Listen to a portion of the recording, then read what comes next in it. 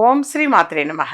ఇప్పుడు తెలియజేసే అంశము భోగి మంటలు వేయటం కావచ్చు, అలాగే బొమ్మల కొలువు పెట్టడము. అందులో ఉన్నటువంటి అంతరార్థం ఏంటంటే కొత్త సంవత్సరానికి స్వాగతం పలకడము, దక్షిణాయనం నుండి ఉత్తరాయణంలోకి మారేటప్పుడు కాలపురుషుడిని ఆహ్వానించడము, పిల్లల ఆనందము, ఇంట్లో కొత్తదనం కోసం మరియు పాత చెడు అలవాట్లను వదిలించుకోవడానికి ప్రతీకగా చేస్తారు. దీనిని భోగి రోజు ప్రారంభించి కనుమ వరకు కూడా కొనసాగించటం జరుగుతుంది. ఈ 3 రోజులు కూడా బొమ్మల కొలువు అనేది తప్పనిసరిగా ఉంచుతారు. భోగి, అలాగే సంక్రాంతి, కనుమ, ఈ 3 రోజులు. బొమ్మల కొలువు ముఖ్య ఉద్దేశము అనంటే కాలపురుషుడికి స్వాగతం పలకటము. సంక్రాంతి పురుషుడు భూలోకానికి వస్తాడని, ఆయన గౌరవార్థం బొమ్మల కొలువు పెడతారని నమ్మకం.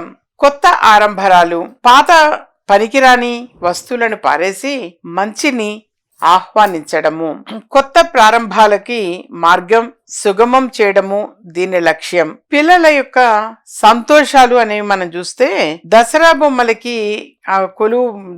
బొమ్మలు అనేవి మనం ఎలా అయితే కొలువు పెడతామో అలా కొలువులాగే సంక్రాంతి బొమ్మల కొలువు కూడా పిల్లలకి ఆనందాన్ని ఇస్తుంది, ఉత్సాహం కోసం ఏర్పాటు చేస్తారు. అయితే ఎక్కువగా ఏంటంటే సంక్రాంతి బొమ్మలు అనేటువంటివి కూడా యథార్థంగా మనకి కథలు అన్ని తెలియసుకునేటట్టు పెట్టడం అనేది జరుగుతుంది. వెనకటిలో వాళ్ళవి ఇప్పుడు రోలు రోకలి అనేది ఉంటుంది. ఈ కొండపల్లి బొమ్మలు కానీ అవి మీరు గమనిస్తే తెలుస్తుంది. ఒక నూతి అంటే బావిలో నుంచి చేదటము అనేది, విసర్రాయి ఉంటుంది, విసర్రాయితో ఇలా విసరటము, కుంపటి అని చెప్పి వెనకటిలో ఉండేది, ఇప్పుడు జనంకి తెలియదు. సో అవన్నీ ఏంటంటే పాత వెనకట్లో వాడినవన్నీ కూడా మనము ఈ బొమ్మల కొలువు అనేది పెట్టినప్పుడు మనం అందులో చూపిస్తాం. దశావతారాలు ఇవన్నీ కూడా మన పిల్లలకి తెలియచెప్పడం కోసం కూడా ఉంటుంది అంతరార్థం. పాతవి ఎప్పుడు కూడా మరచిపోకుండా. సో ఇవన్నీ కూడా పూర్వ వైభవాలు కావచ్చు, పూర్వం ఎలా ఉండేవాళ్ళు అని కావచ్చు, ఒక రాజు, రాణి, సైనికుడు, మంత్రులు వీళ్ళందరూ కూడా ఎలా ఉండేవాళ్ళు అనే దానికి పిల్లలకి కథల రూపంలో కూడా వాటిని పెట్టడం అనేది జరుగుతుంది. పొందుపరచటము అని అంటాం వాటిని. సంక్రాంతికి తప్పనిసరిగా ఈ స్టెప్స్ కూడా పెడతారు. కొంతమంది 7 స్టెప్పులు పెడతారు, 5 స్టెప్పులు, 3 స్టెప్పులు, ఒక స్టెప్ ఒకటే దాని మీద టేబుల్ మీద కావచ్చు, అలా మనం పెట్టుతాము. అలా బొమ్మల్ని కొలువు అని అంటారు. ఆ బొమ్మల కొలువు అనేది పెట్టడము. ఆ బొమ్మ మాకైతే గుర్తు, చిన్నప్పుడు ఇట్లా వేప పుల్ల అనేది పెట్టేవాళ్ళు. వేప పుల్ల పెడితే అవి బ్రష్ చేసుకుంటాయి అని. ఒక మగ్ అంటే ఏదైనా ఒక పాత్రతో వాటర్, నీరు అనేది కూడా పెడతాము. నీటితో కడుక్కోవటానికి ఇలా బ్రష్ చేసుకొని, ఆ బ్రష్ అంటే ఆ వేప పుల్లతోటి దంతధావనం అనేది అది చేసుకుని వాటర్తో కడుక్కోవటానికి. అలాగే ఈ పులగము అనేది నైవేద్యం పెట్టేవాళ్ళం మొదటి రోజు బొమ్మల కొలువులో పులగం నైవేద్యం పెట్టటము ఇవన్నీ కూడా ఉంటాయి. వాస్తవంగా ఇంటికి అతిథులు వచ్చి కూర్చుంటే ఎలా అయితే చేస్తారో అంత చక్కగా ఘనంగా చేయటం అనేది జరుగుతుంది. ఈ విధంగా చక్కగా మనము వెనకటివన్నీ కూడా చరిత్రలు పిల్లలకి తెలియచెప్పడం కోసం కూడా ఈ బొమ్మలన్నీ కూడా మన బొమ్మల కొలువు అని చెప్పేసి ఏర్పాటు చేయటం జరుగుతుంది.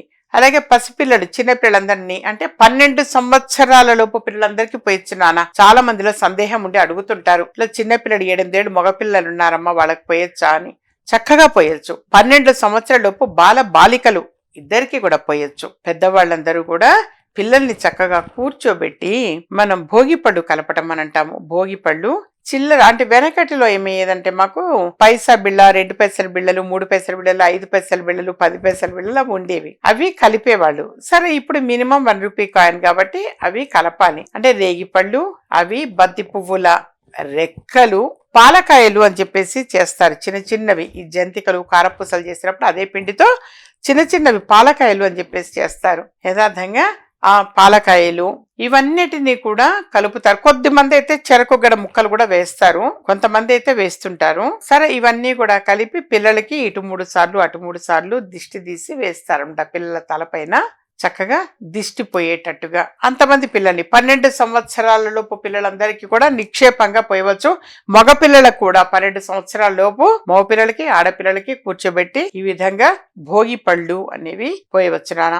ముత్తైదువులందరూ కూడా చక్కగా వస్తారు, హారతి ఇస్తారు. హారతి పట్టడము బాగుంటుంది. ముత్తైదువులకి చక్కగా తాంబూలం ఇవ్వటము వాళ్ళకి చాలా చాలా మంచిది. ఇంటికి ఆ రోజున కొంతమందిని పిలవటము, ముత్తైదుల్ని పిలిచి పేరంటాలు చేయటము, బొమ్మల కొలువు వచ్చినటువంటి వాళ్ళందరూ కూడా బొమ్మల కొలువుని చూస్తారు.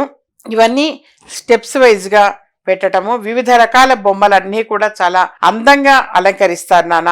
ఆ రోజు సాయంత్రము అంటే భోగి పండుగ రోజు పెట్టి భోగి, సంక్రాంతి, కనుమ ఈ 3 రోజులు కూడా ఉంచుతారు.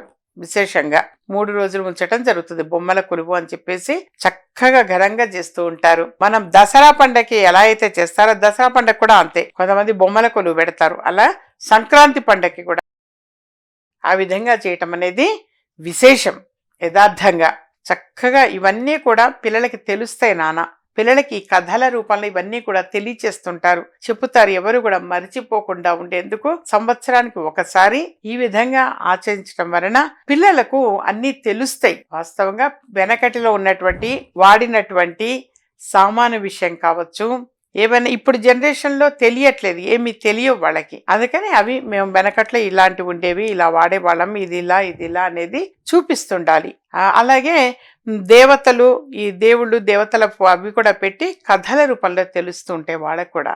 అందుకని అవి కూడా అన్నీ పెట్టడము, ఈ విధంగా చేయటము పిల్లలకి చాలా చాలా మంచిది. యథార్థంగా పిల్లలకి చాలా మంచిది. దక్షిణాయనం పోయి ఉత్తరాయణ పుణ్యకాలం అనేది ప్రారంభమవుతుంది.